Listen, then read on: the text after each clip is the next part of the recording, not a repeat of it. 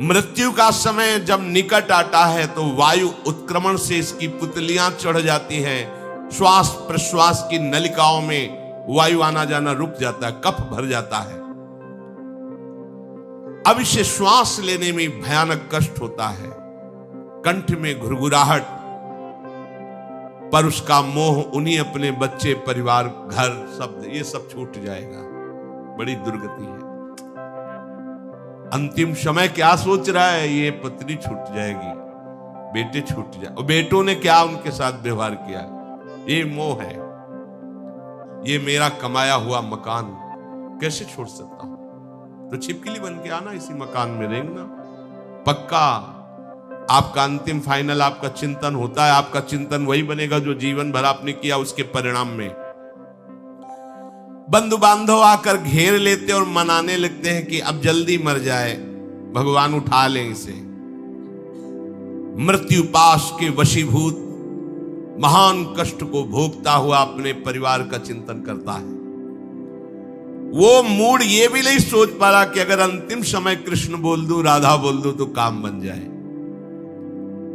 कुटुंब का भरण पोषण और मोह में लगा हुआ यमराज के दूत आते हैं, मार मार के उसके प्राणों को खींचते हैं। वो तो मार वही जानता है जिस पे पड़ती है, और सोचता कौन है? विवेक है ना, इसलिए सोच काम नहीं करती। भयंकर रोष युक्त नेत्र वाले जिनके देखने से पेशाब छूट जाए, तभी तो आप देखो मरने वाले का शौच और लघु शंका सब छूट जाती है देखने मात्र से, इतने वो भयानक है। वो देखकर भय के कारण मलमूत्र त्याग कर देता है। सा दृष्ट्वा त्रस्त हृदय स्रकन मूत्रम विमुंचति। इतना भयावह स्वरूप होता है उनकी घुड़क, और उनकी मार की टट्टी पेशाब सब छोड़ देता है। यमदूत उसे भयंकर यातना देते हुए प्राण खींचते हैं। अब ये तो वही जानता है जिसके खींचते हैं। बाहर वाले सब घेरे बैठे हैं, कोई एक बार भी नाम नहीं बोला। अगर एक बार बोल देता राधा तो भाग जाते यमदूत और वो बच जाता। पर यह सौभाग्य तो जिसने जीवन में धर्म किया है, कहीं ना कहीं भगवद आश्रय लिया, उसको ये मिलता है।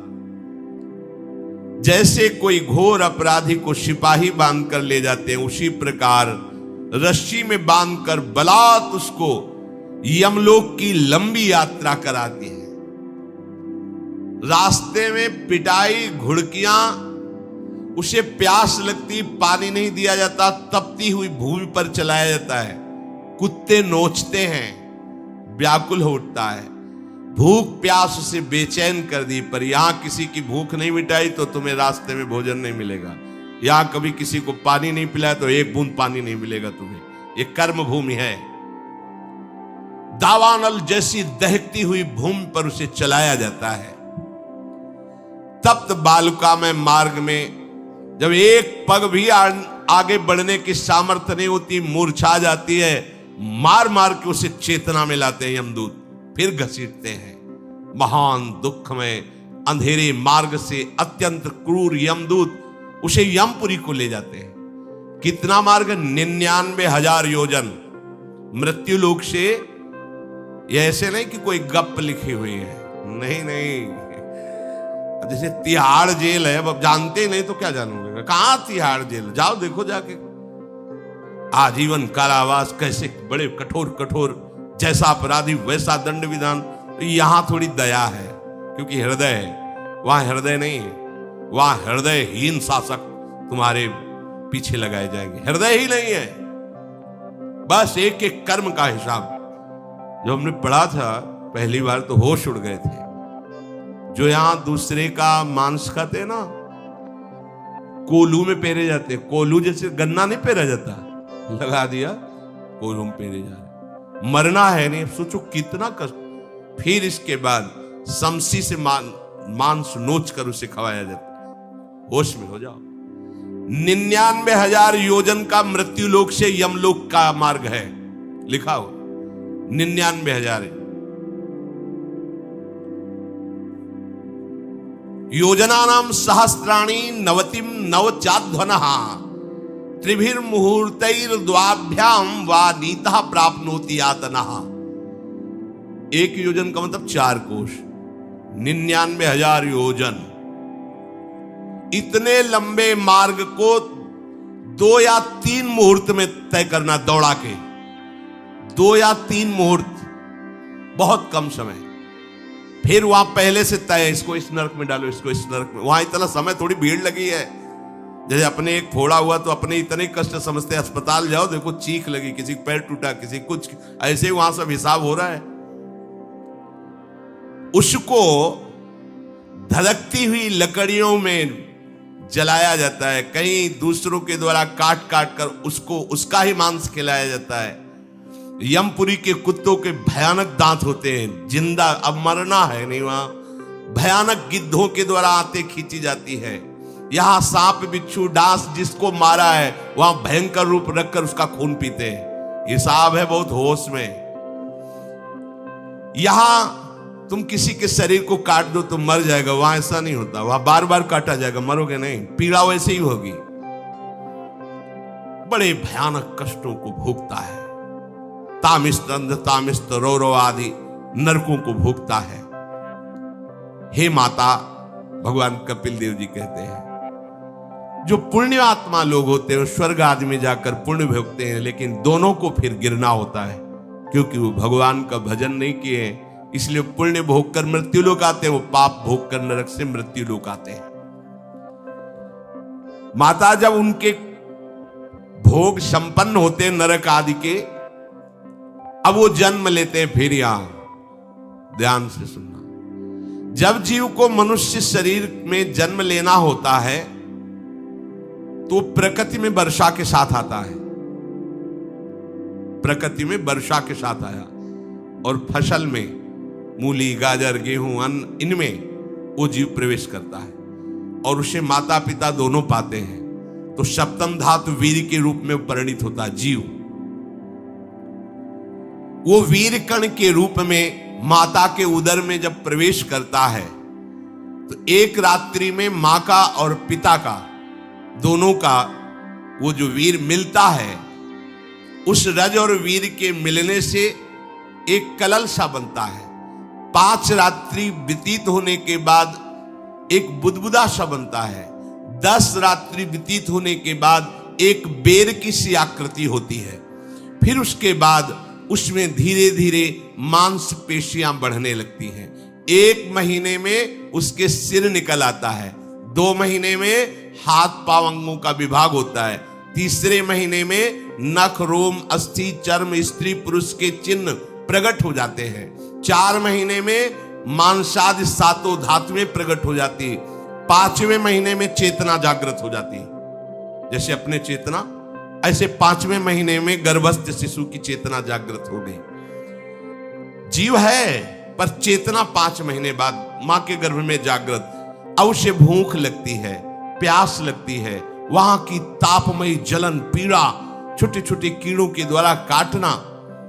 6ठे मास में झिल्ली से लपटा हुआ मां की दाहिनी कोख में कीड़े की तरह तड़पता है।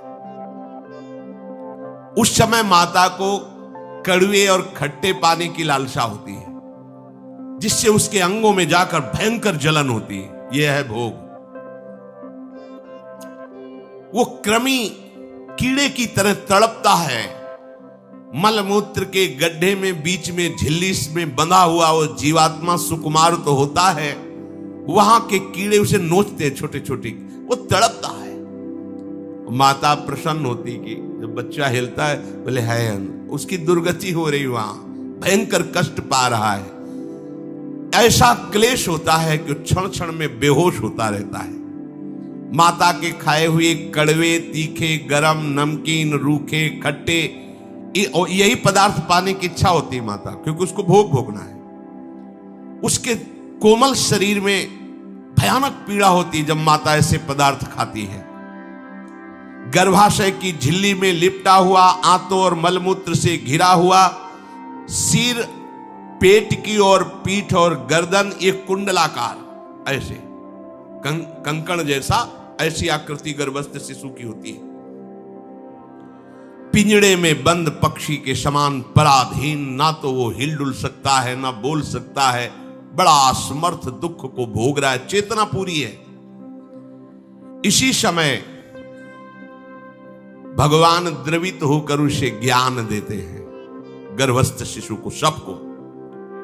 जी उसे ज्ञान होता है तो सैकड़ों जन्म के कुकर्मों से याद आते हैं, सैकड़ों जन्म के।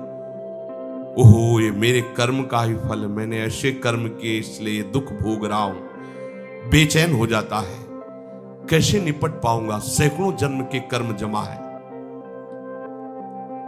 अब महान अशांति उसके हृदय में, उस शरीर में भयंकर पीड़ा। कुंडलाकार शरीर है, हिल भी नहीं सकता है, बस कीड़े काटते, बड़ी तड़पन, बड़ी जलन, भूख प्यास की जलन। अब एक और भयानक जलन हुई, उसे स्मरण हो जाता है कई जन्मों के, सैकड़ों जन्मों के पाप कर्मों का। 7वां महीना आरंभ हुआ कि ज्ञान का उन्मेष हो गया। अब प्रसूति वायु उसे चला रही है, तड़पता है वो। सप्त धातु में स्थूल शरीर से बंधा हुआ वो जीव भयभीत होकर के पुकारता है, अगर कोई भगवान है तो एक बार मुझे यहां से निकाल दे। वो विनय करता है भगवान से, कोई अगर भगवान है जिसने मुझे इस बंधन में डाला है, एक बार निकाल दे यहां से, जाके केवल भजन करूंगा। जीव कहता, जंतुरुवाच तस्योपशन्नमवितुम जगदिच्छयात् नाना तनोर्भुवि चलच्चरणारविंदम सोहम ब्रजामि शरणम रकुतो भयम में येने दृशी गतिरदर्श सतोनुरूपा। हे प्रभु, मैं बड़ा अधम हूं। ये ज्ञान भगवान की तरफ से गर्भस्थ शिशु को होता है। देखो, स्वयं वो इतना कष्ट पा रहा है, फिर जब आप गर्भ हत्या करते हैं तो आपका पाप कितना बड़ा होगा, सोचो। सब माताओं से विनय है, संयम से रहो, सावधान रहो। ये हत्या ऐसी नहीं कि तुम्हारे दान पुण्य से क्षमा हो जाएगी। ये जो भ्रूण हत्या है, गर्भ हत्या है, बहुत बड़ा पाप है। आप लोग अज्ञान के कारण इसको ध्यान नहीं देते, इसे खिलवाड़ समझते हो। कितना ज्ञान है। बेटी ही मां है, बेटी ही बहन है, बेटी ही पत्नी बनती है, बेटी ही किसी के जीवन को धारण करने वाली बनती है। और आपने गर्भ में देख लिया बेटी है, तुम स्वयं मां होकर उसका साथ दे रहे हो, उसका नष्ट करने के लिए। हमारी तो बात ही समझ में नहीं आती, क्या बुद्धि भ्रष्ट हो गई। अगर पुरुष का इतना महत्व है तो बेटियां ना हो तो तुम्हारी कौन सी गति होगी, सोचो जरा। जीना मुश्किल हो जाएगा तुम्हारा। तुम पुरुष किस काम के रह जाओगे। तुम्हारा अर्धांग काट दिया जाए तो तुम कैसे होगे। ये स्त्री स्वरूप अर्धांग है। जिस घर में मां बहन नहीं है, स्त्री स्वरूप नहीं, श्मशान जैसा वो होता है। ध्यान दीजिए, ये बहुत बड़ी गलती है जो अपनी बेटियों की हत्या करते हैं। ये वो पाप है जो अक्षम्य अपराध है। स्त्री हत्या करना शास्त्रों में बहुत बड़ा पाप कहा गया है। फिर वो तो बच्चा है, बिल्कुल नहीं। जिनसे हो गया है, श्रीमद् भागवत का सप्ताह मूल संस्कृत से सुनो और भगवान से प्रायश्चित प्रार्थना करो कि हे नाथ, भूल से गलती हो गई, दूसरा कोई उपाय नहीं। ध्यान से समझ लीजिए, तुम्हारे भ्रूण हत्या, गर्भ हत्या के पाप को नष्ट करने में एकमात्र श्रीमद् भागवत समर्थ है, दूसरा कोई नहीं। कोई दान पुण्य तीर्थ स्नान तुम्हें क्षमा नहीं कर पाएगा। यह ऐसा महापाप है। अगर हृदय में जलन करके और मूल संस्कृत के द्वारा पूरी 7 दिन में भागवत श्रवण की जाए नियम से, तो भागवत समर्थ है, इस हत्या के पाप से भी आपको मुक्त कर देगी। जिनके ऐसे हत्या हो गई हो करवा लो, नहीं तो बुद्धि आगे भ्रष्ट करके तुम्हें हरि गुरु से विमुख कर देगा। ये पाप ऐसा नहीं कि तुम्हें 2-4 माला घुमाने से क्षमा हो जाएगा। ये महत अपराध है। सबकी समझ में नहीं आता, समझ जाओ, नहीं तो आप जहां भी हो वहीं से भ्रष्ट कर देगा। ये अपराध नष्ट नहीं होगा, श्रीमद् भागवत की कृपा से नष्ट हो जाएगा। यह हमें बहुत विश्वास है। श्रीमद् भागवत सप्ताह की यह है ही महामहिम। प्रीत योनि को प्राप्त धुंधकारी को सीधे भगवत पार्षद स्वरूप देकर परम पद में आरूढ़ कर दिया। केवल 7 दिन की मूल संस्कृत एक भी श्लोक नहीं छूटना चाहिए। अगर साप्ताहिकी का पारायण हो तो इस भ्रूण हत्या गर्भ हत्या से भी निवृत्ति मिल जाए। अब वो जीव भगवान को पुकारता है, मैं बड़ा नीच अधम हूं। भगवान, आपने जो मुझे गति दिखाई है तो मेरे कर्म के अनुसार ही है, आपका इसमें कोई दोष नहीं। हम लोग जब कष्ट भोगते तो भगवान से कहते हैं हमने तुम्हारा क्या बिगाड़ा। भगवान ने नहीं बिगाड़ा, तू खुद देख क्या बिगाड़ लिया अपना। करो पापाचरण। अब देखो, हमने तो जीवन में कोई पाप नहीं किया और कितने गर्भ हत्या की है, कितनी खिलवाड़ समझे हो। ये बिल्कुल भयावह चीज है, आप लोगों को नहीं। हम बार बार इसीलिए कह रहे कि ये भयावह वस्तु है, तुम्हें बहुत ऊंचाई से घसीट के भ्रष्ट कर देगी। बहुत होश में हो, भूल के कभी ऐसा न करना जहां तक हमारी आवाज पहुंचे, जहां तक सुनाई दे। गर्भ हत्या मत करना, संयम से रहो। इस तरह का व्यवहार मत करो कि तुम्हारा मनुष्य जन्म ही व्यर्थ चला जाए। इसमें तीनों को बराबर दंड मिलेगा, गर्भ हत्या कराने वाला, गर्भ हत्या की प्रेरणा देने वाला और गर्भ हत्या में सहयोग देने वाला। जो औषधि डॉक्टर या जो भी, तीनों को दुर्गति होगी। माता पिता प्रेरक और कर्ता।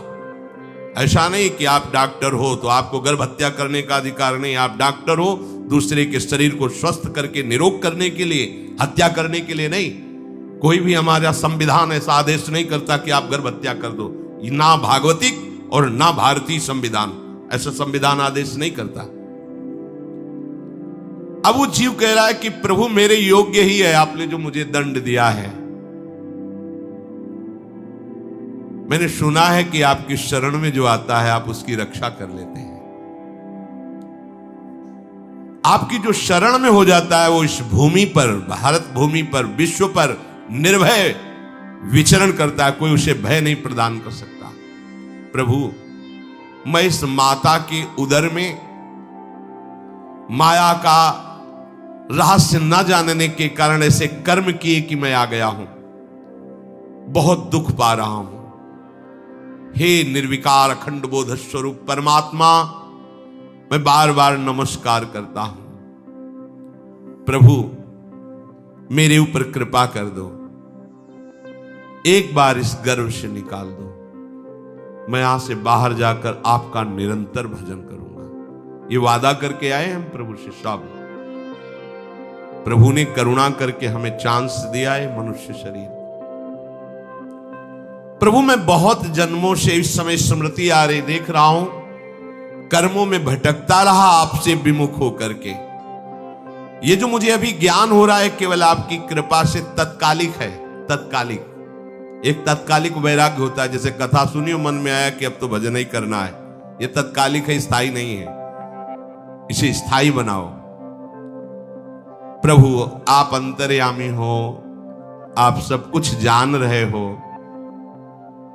तीनों तापों की शांति के लिए भक्तजन आपका भजन करते हैं। मैं देहधारी होकर जीव माता के उदर में मलमूत्र से रुधिर की झिल्ली में फंसा हुआ माता की जठराग्नि के ताप से जल रहा हूं।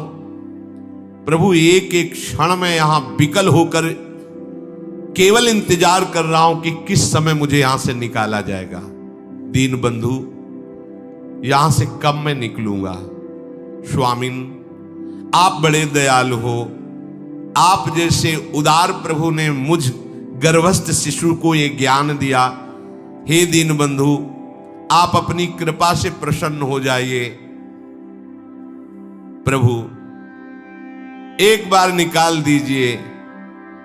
मैं ऐसा भजन करूंगा कि दोबारा संसार के दुख में नहीं आऊंगा। कपिल भगवान कहते हैं, हे माता, वो गर्भस्थ बालक शिशु भगवान से प्रार्थना करता है। भगवान का आदेश होता है, तत्काल प्रसव वायु धक्का मारती है। जे ही प्रसव वायु धक्का मारती तो उसको ऐसा भयंकर कष्ट होता है, जैसा पीछे लिखा है कि जैसे जिंदा किसी की चमड़ी उतारी जाए, ऐसा मां के गर्भ से निकलते समय उसे कष्ट होता है। वो अत्यंत कष्ट से व्याकुल होता है, उसी समय उसका वो ज्ञान नष्ट हो जाता है जो भगवान ने दिया था। उस समय उसकी श्वास की गति रुक जाती, जैसे किसी का गला दबा दिया जाए तो कैसा लगेगा। ऐसे ही पूरी की पूरी भागवती की स्मृति नष्ट हो गई। होश आया तब देखा कि वो बाहर पड़ा हुआ है, माता के उस मलमूत्र में सना हुआ विष्ठे की कीड़े की तरह। गर्भवास में जो दिव्य ज्ञान प्रकट हुआ था भगवान की कृपा से, वो सब नष्ट हो गया। भूमि परत भा ढाबर पानी, तिम जीवे माया लपटानी। चेतन आई तो रोने लगा। वो ज्ञान कहां गया? वो ज्ञानदाता कहां गया? वो कहता कहां कहां? बोले थाली बजाओ, बच्चा हुआ है। और वो तो रो रहा है कि कहां, वो ज्ञान कहां गया जिसके बल से मैं कह रहा था कि बाहर निकाल दो, मैं आपका भजन करूंगा। सब खत्म ज्ञान। जो लोग उसका अभिप्राय नहीं समझते, वो उत्सव मनाते हैं, बालक हुआ है, वो रो रहा है, वो कहां गया ज्ञान? कहां कहां कहां? छोटा बालक यही रोक कहता कहां? अभी जो ज्ञान उत्पन्न हुआ था, जो अभी भगवान का बोध हुआ था, वो कहां गया? कहां गया? घर परिवार के लोग उसका पालन पोषण करते रहते हैं, उसमें कोई निषेध करने की शक्ति नहीं हो रही। मच्छर काट रहा है, दुख हो रहा है, हटा नहीं सकता बालक। उस जीव को शिशु अवस्था में जब कपड़ों पे लिपेट कर ऐसे लिटाया जाता है तो इतना कोमल त्वचा होती कि कपड़े भी उसको, जैसे खुजलाहट है, पीड़ा है या जलन है, बिल्कुल कोमल त्वचा होती, कुछ नहीं कर सकता हो, पर रो सकता है। ना खुजलाने की, ना करवट बदलने की, ना उठने की कोई सामर्थ्य नहीं। बड़ा कष्ट पाता है बाल्यावस्था में, क्योंकि त्वचा बड़ी कोमल होती, दास मच्छर आदि जीव उसको काटते हैं। गर्भावस्था का कोई ज्ञान नहीं रहा, सिर्फ रोना ही रोना रह रहा था। इस प्रकार उसकी बाल्यावस्था कटी, कौमार अवस्था आई, पौगंड अवस्था, इनमें वो खिलवाड़ में फंस गया। जैसे जैसे बड़ा होता जाता, चेतना, गुनगुना, ये कार, ये प्लास्टिक के ऐसे, उनमें मगन है। देखो ना छोटे बच्चों को, अज्ञानवश इसकी ये अवस्था कट गई। बड़े भाग्यशाली ऐसे भी बच्चे हैं जो तुतला के बोलते हैं, उनकी मैया कहती राधा बोलो, राधा। देखो ये सौभाग्य, प्रणाम है उन माताओं को जो अपने बच्चों को भगवान नाम बुलाती है कि आप बोलो, श्री हरिवंश बोलो, राधे राधे बोलो। धीरे धीरे उसकी युवा अवस्था पहुंची। इस समय उसके अंदर एक भूत सवार होता है। जवानी का भूत है, ये सबके सवार होता है। अगर मंत्र चल रहा है तो भूत नहीं चढ़ेगा, नाम चल रहा है तो भूत नहीं चढ़ेगा, नहीं तो भूत चढ़ जाता है। ये कुछ भी करवा सकता है भूत, भूत ही तो है ना। वैसे ही पंचभूत लिपट गए, ये ऊपर से जवानी का और भूत सवार हुआ तो जौवन ज्वर के ही नहीं बलकावा। जवानी में कोई भी ऐसा अपराध नहीं जो हो ना जाए। बड़ा भयानक इसमें स्वरूप होता है। इसमें केवल भोग, केवल भोग, एक ही दृष्टि रहती है, भोग भोगना। अज्ञानवश जब भोगों की प्राप्ति में बाधा पड़ती तो भयंकर वो क्रोध करता है, शोकाकुल होकर हिंसा कर बैठता है। जैसी घटनाएं सुनने को मिलती हैं, राक्षसी घटनाएं, ये भूत है जवानी का। जहां कामना में बाधा पहुंची, क्रोध, क्रोध में वो समझ नहीं पाता कि मेरे जैसा ही प्रिय शरीर उसका है जो मैं वर्ताव कर रहा हूं। जैसे जैसे देह बढ़ता जाता है, पुष्ट होता जाता है, वैसे वैसे भोग वासना और अभिमान बढ़ता जाता है। वो काम परवश होकर अपना नाश करना शुरू कर देता है। यौवन